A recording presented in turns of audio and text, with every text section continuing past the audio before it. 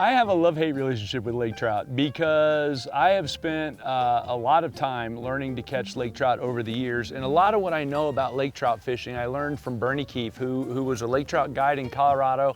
Bernie taught me a lot, and one of the things that Bernie taught me about lake trout fishing is it's all about the amount of action you put into your bait this far from the bottom.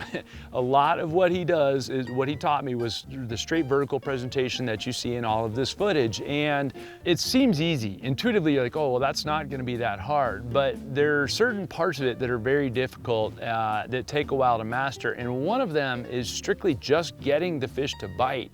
Modern technology, like on the LaChance units now, is making it very easy to find them comparatively. The mapping is so good, the sonar is so good, the 3D imaging is so good, it's not terribly difficult to find Lakers these days, but they're even harder in some cases to get to bite because of that. These fish don't get old by being aggressive. They get old by being timid and inquisitive of anything that gets near them. So it generally is a product of less is more.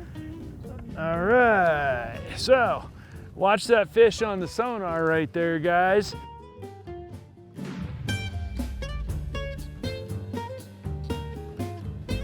And it should be just an average lake trout. This is exactly what we're looking for right here, guys. This is exactly it. We came here to show you what an eater-sized lake trout would look like. And that's what they look like right there. So the whole point of today's deal about lake trout is showing you that it's all about specifics on this particular case of how we jig. And I'm gonna get him put back. So there's a beautiful fish. We're not in any hurry, so we're gonna put him back. But I'll show you the bait. There's that power switch, and you guys can see the wind is ripping right here, but there's the power switch. I got an 8-pound 100% fluorocarbon leader and the 10-pound X9 braid, the medium power Veritas PLX, and of course the Revo. But the point of it is I can watch them on the live sonar. I can see the fish on the graph. And so I can watch them when they're coming up and seeing how they're responding to the bait. I can tailor the bait accordingly, and just like that, we got one. So our goal today, like I said, is targeting fish somewhere between about 15 and 25 inches, and that one was right in that slot. Let's talk about the bait.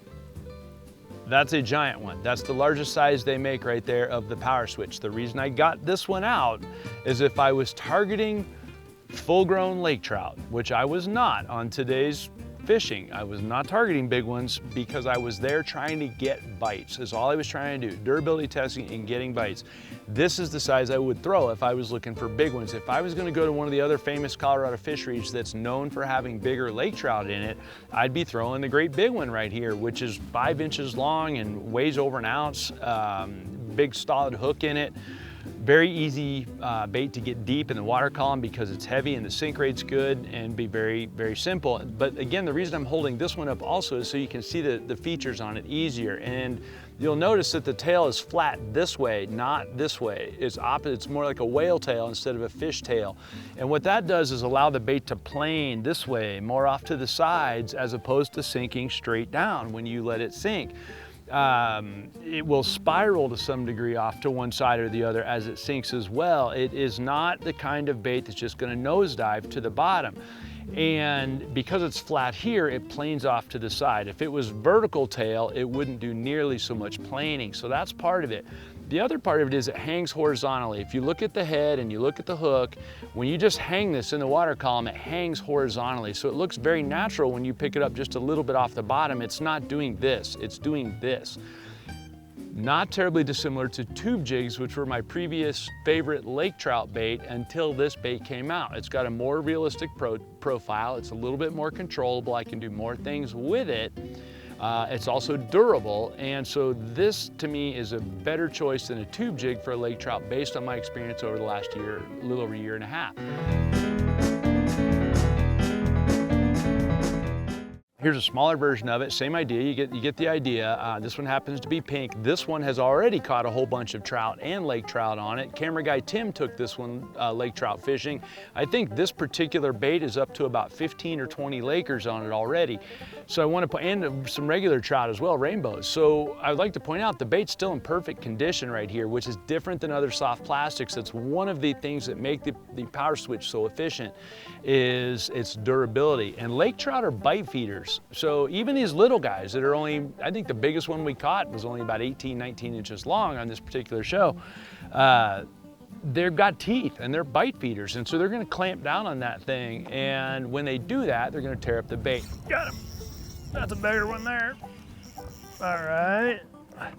We'll lock that one down, and guys, the beat goes on. We're just going round and round, marking fish, and each time, now this one feels like, this is definitely not a 10-incher. I don't think it's a giant by any stretch, but this is not a baby. He's coming up right here. There's a little bit better one there. I hooked him on the side of the head a little bit there. Come here, fish. Come here, buddy. There we go. We'll take that. And guys, that's what we're talking about right there. Hold still, fish. And I try to keep them off the carpet and on that rubberized net right there, because it's much easier on them. I actually caught him on the side of the head, so that's a little bit goofy. But you get the idea. There he is, guys. Beautiful little Laker, and we'll put him back right now.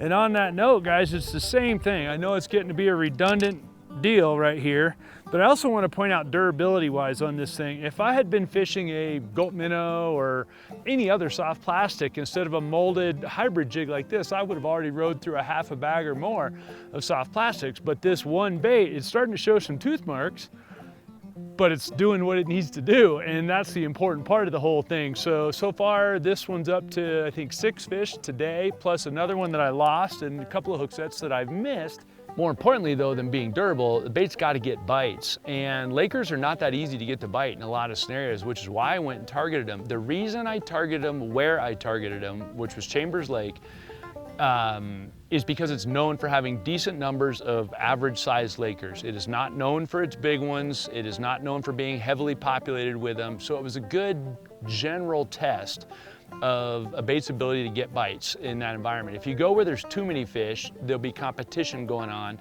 and it's not really a good way to test baits. If you go where there's not enough fish or only giant fish, well, then all bets are off. We all know how that works. You know, your percentages of bites you're gonna get over the course of the day is gonna make it hard for durability testing, because you're fishing for a tiny, small part of the population bell curve. So if you go target average sized fish, I can determine how durable is my bait? Will they bite it in general? What do I have to do to get them to bite it? All of the same things that matter whether I'm catching small ones or big ones. The presentations don't change. It's just where I fish for them that changes. Maybe the size of the bait changes, and therefore the size of the rod goes up with the size of the bait, weight-wise, but at the end of the day, the presentation doesn't change. I would fish either of these exactly the same. I would fish this one on a medium power and this one on a medium heavy power. Both of them would be on the same braided line with the same long fluorocarbon, you know, Trillium 100% fluorocarbon leader in the X9 braid.